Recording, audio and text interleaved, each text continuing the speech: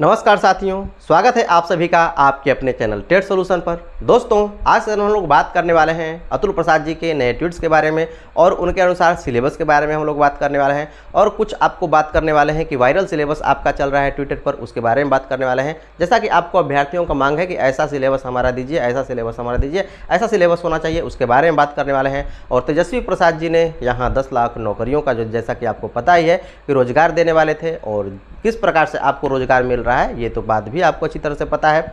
जो नियोजित हैं, जो उसके पास नौकरी है, उन्हीं को आपको नौकरी देने का काम किया जा रहा है, अर्थात जिसके पास रोजगार है उसे रोजगार देने का काम किया जा रहा है। और इस प्रकार से आपको 10 लाख नौकरियों का वादा पूरा किया जाएगा।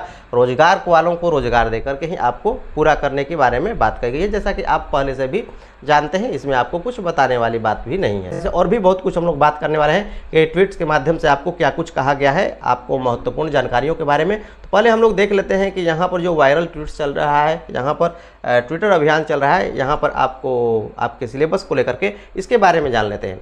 यहाँ पर आपको सिलेबस के बारे में कहा गया है कि जो आपको पूर्णांक होना चाहिए 75 अंक का होना चाहिए। और जो आपको यहाँ पर बात किया जाए CDP पेडागोजी, इससे आपको प्रश्न पूछे जाने चाहिए 75 अंक के। और कैसे आपको होना चाहिए इसके बारे में आपको कहा गया है। एलिमेंट्री मैथमेटिक्स जो आपको यहाँ पर पूछे जाने के बारे में बात कही है कि 20 अंक का होना चाहिए। जनरल साइंस से आपको 15 अंक का प्रश्न आना चाहिए। राष्ट्रीय महत्व कि यहाँ पर समसामयिकी की घटनाएं, यहाँ पर यथासंभव राष्ट्रीय स्तर के महत्व, इनसे आपको 10 अंक के प्रश्न पूछे जाने चाहिए थे।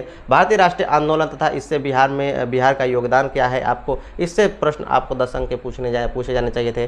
ज्योग्राफी का आपका यहाँ पर अंक के बारे में कहा गया है कि 10 अंक का होना चाहिए। सोशल साइंस का आपको 10 अंक का होना चाहिए। तथा बात किया जाए कि जो भी आपको प्रधान शिक्षक का सिलेबस है वैसा ही आपको सिलेबस होना चाहिए और सभी के सभी आपको यहाँ पर NCERT बेस्ड ही होने चाहिए। इसके बारे में आपको ये सभी के सभी आपको ट्रेनिंग में चल रहा है कि ऐसा सिलेबस आपको होना चाहिए, लेकिन ऐसा तो कुछ आपको हुआ ही नहीं है। जैसा कि आप जानते हैं कि ऑलरेडी आपको सिलेबस के बारे में और बार बार अतुल प्रसाद जी ने भी आपको सिलेबस के बारे में कह रहा है, ठीक है ना। क्या इन्होंने कुछ कहा है इसके बारे में हम लोग जान लेते हैं, ठीक है ना।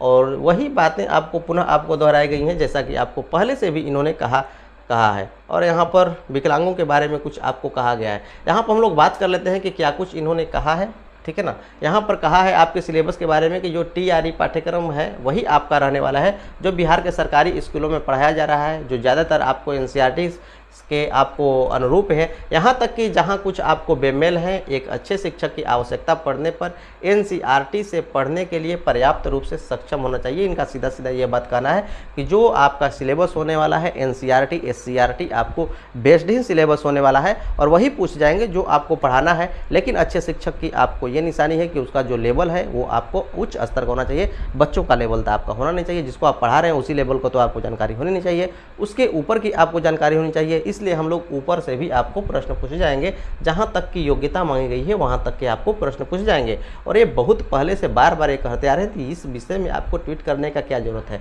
कोई ज़रूरत आपको था ही नहीं, ठीक है ना। यहाँ पर किसी भी मामले में शिक्षकों का स्तर उनके छात्रों से अधिक होना चाहिए, इसलिए आपको उनसे अधिक जानकारी होनी चाहिए। यहाँ पर विकलांगों के बारे में आपको कहा गया है, दिव्यांग जो उम्मीदवार हैं उनके बारे में आपको कहा गया है कि दिव्यांग TRE उम्मीदवारों को यहाँ पर PMCH पटना से विकलांगता प्रमाण पत्र प्राप्त करने की कठिनाई को देखते हुए हम इस उद्देश्य के लिए बिहार के सभी सरकारी मेडिकल कॉलेज अस्पतालों को शामिल करने पर विचार कर रहे हैं। इनका कहना है कि जो भी आपको पहले जो आपको दिव्यांगता का आपको सर्टिफिकेट बनवाना था उसके लिए आपको PMCH से ही आपको मान्य होने के बारे में बात कही गई थी नोटिफिकेशन में। लेकिन इन्होंने कहा कि हम अब इस पर विचार कर रहे हैं, ऐसा आपको क्योंकि काफ़ी तकलीफ होने वाला है दिव्यांग उम्मीदवारों को, इसके लिए हम लोग काम करने वाले हैं कि जो भी आपको सरकारी मेडिकल कॉलेज हैं उनसे आप बनवा सकते हैं। इसी पर विचार चल रही है। संबंधित उम्मीदवार तदनुसार अपना प्रमाण पत्र प्राप्त कर सकते हैं सरकारी मेडिकल कॉलेज से। आगे कुछ आपको ID के बारे में क्या कुछ इन्होंने कहा है, ठीक है ना, इसके बारे में जान लेते हैं। क्या कुछ कहा है, यहाँ पर कहा है कि ID सिस्टम का उपयोग कई देशों में लंबे समय से किया जा रहा है, लेकिन बायोमेट्रिक का उपयोग आधार को विशिष्ट बनाता है। यहाँ पर आपको बता दूं कि जो आपको आधार है, आधार का यूज होने वाला है आपको फॉर्म में भी और आगे भविष्य में भी आपका जो आधार है काफ़ी ही महत्वपूर्ण होने वाला है। जो आपका अटेंडेंस के बारे में बात कही गई है कि अटेंडेंस भी आपको यहाँ पर बायोमेट्रिक सिस्टम से भी आपको लगाए जाएंगे। आपको परीक्षा में भी जो अटेंडेंस होगा बायोमेट्रिक सिस्टम से ही आपको लगाया जाएगा और आगे चल कर के भविष्य में आपका जो जॉब में जाएंगे तो वहाँ पर भी आपको बायोमेट्रिक सिस्टम से ही आपको यहाँ पर लगाया जाएगा। हम लोग बात कर लेते हैं कि जो क्या कुछ कहा है, ठीक है ना।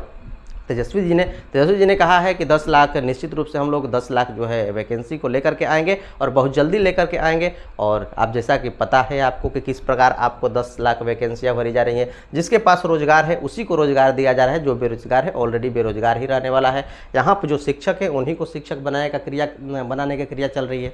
जैसा कि आपको पता है नियोजित परीक्षा देंगे और पुनः आपको शिक्षक हैं ऑलरेडी और वो पुनः आपको शिक्षक बनेंगे। तो यहाँ पर रोजगार वालों को रोजगार देने के बारे में बात चल रही है। बाकी आपको तो जैसा कि पता है जो भी आपको चल रहा है ये सभी के सभी आपको पता है। दोस्तों मैं ऐसा करता हूं कि आज का सेशन आप लोगों को काफ़ी बेहतर लगा होगा। यदि बेहतर लगा होगा तो लाइक से सब्सक्राइब नहीं करना भूलिएगा, जरूर कर दीजिएगा। और इस तरह से इस चैनल पर बने रहिएगा। और मैथ्स और रीजनिंग आप यदि पढ़ना चाहते हैं तो इस चैनल पर बिल्कुल फ्री में आप पढ़ सकते हैं। तो चलिए मिलते हैं हम लोग मैथ्स की वीडियो में। आज के लिए इतना ही। देखने के लिए धन्यवाद।